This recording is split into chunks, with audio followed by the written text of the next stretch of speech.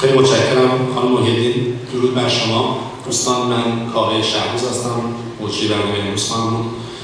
میخوام قبل از هر چیزی به سهم خودم از اینکه شما تشکر کنم که امروز تشریف آوردید و میخواستم از دوستانی که در شورای ملی فعال هستند، مخصوصا خانم محیدین، آقای قهرمانی، خانم گلستان و آقای پیرزاده که هر دو از پلیس تشریف آوردن تشکر بکنم، هم به خاطر کوششی کردن در تلاقات این برنامه و هم به خاطر دید خوب باز و دموکراتیکشون که در این برنامهش اصرار بر این نکردن که تمام سخنگوها و مجریان همه عضو این شورا باشن. من به عنوان عضو این شورا نیستم، اما این دوستان هیچ به این مسئله فکر نکردن. همین که من فقط اعتقاد به دموکراسی دارم و حقوق بشر براشون کافی بود که ما هم همکاری بکنیم و به من افتخار دادن که من امروز مجری این برنامه باشم.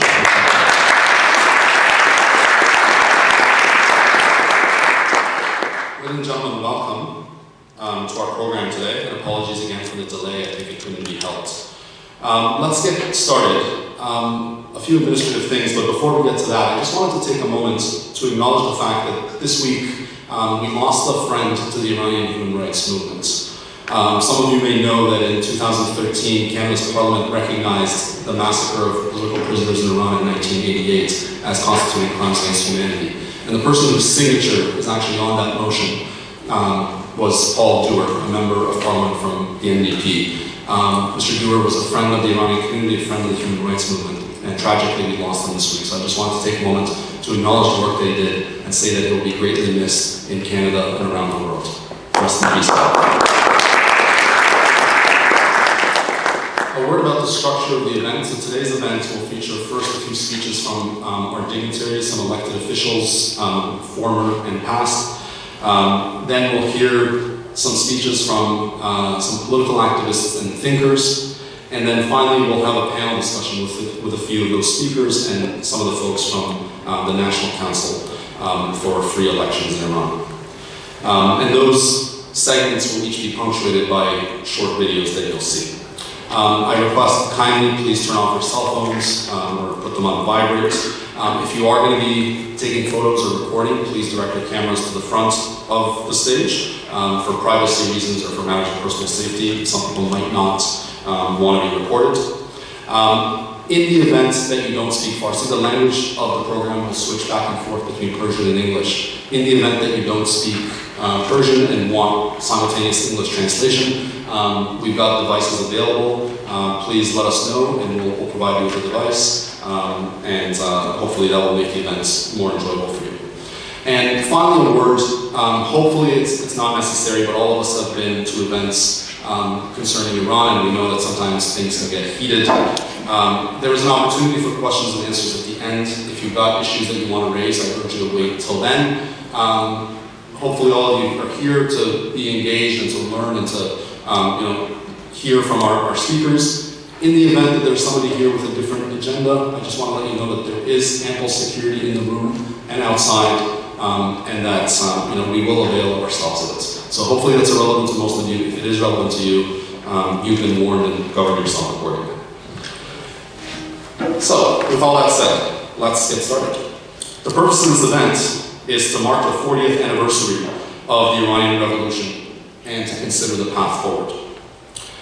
I think it's nearly impossible for anyone, any objective observer, to look at the events of the past 40 years and see anything but a complete catastrophe and a national tragedy.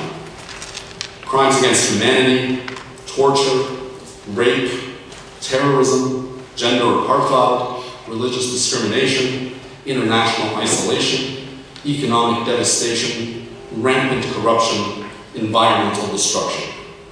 These and many other horribles are the report card of the Islamic Republic in the past 40 years. So the purpose of today's event is in part to think about this unmitigated disaster. And we'll be hearing from some of the victims of the Iranian government in the past 40 years, with a particular emphasis on people who are standing up and demanding their rights.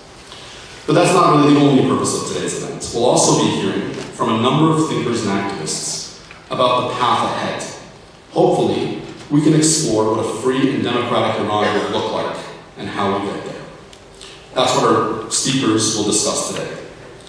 So let me just end with one thought on the topic of how we fight back and how we get to democracy.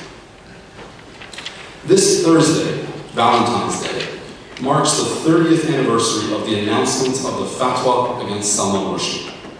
That fatwa being one of the many, many, many crimes of this regime. In thinking about that anniversary in the context of a piece that I'm trying to write, I came across an article by Rushdie written shortly after 9/11. He, of course, wrote the piece about the terrorists who had hijacked the planes and caused several thousand deaths. But the piece might as well have been about Iran. What I love about it is the critical, fundamental point it emphasizes in opposing a religious dictatorship. He writes, and I quote, "The fundamentalists are against, to offer just a brief list, freedom of speech, a multi-party political system, universal adult suffrage, accountable government, Jews, homosexuals, women's rights, pluralism, secularism, short skirts, dancing, beardlessness, evolution, and sex. The fundamentalist believes that we believe in nothing. In his worldview, he has his absolute certainties while we are sunk in sybaritic indulgences. To prove him wrong, we must first know that he is wrong.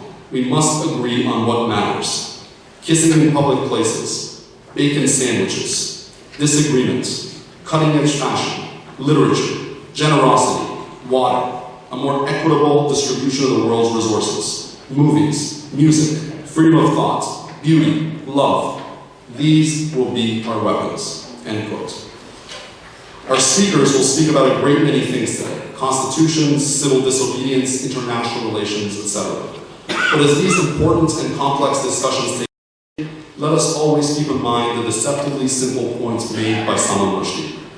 They, the few who have ruled over Iran for 40 years, are on the side of hate and death.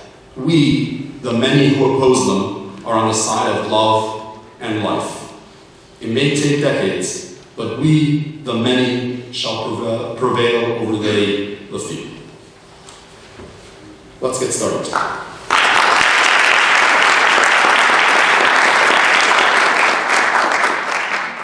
Our first speaker is someone well known, I think, to everybody in this room, the Honorable Dr. Reza Moridi. Dr. Moridi is a scientist by training with a doctorate from Brunel University in London. He was elected to Ontario's legislature as MPP for the riding of Richmond Hill in 2007, and a position that he held until 2018. While in government, Dr. Moridi held various portfolios in Ontario's cabinet, and he served as Minister of Research, Innovation and Science, and as Minister of Training, Colleges and Universities. He's been outspoken on the issue of human rights in Iran and has consistently and vocally supported Iran's democracy movement. Dr. Moridi.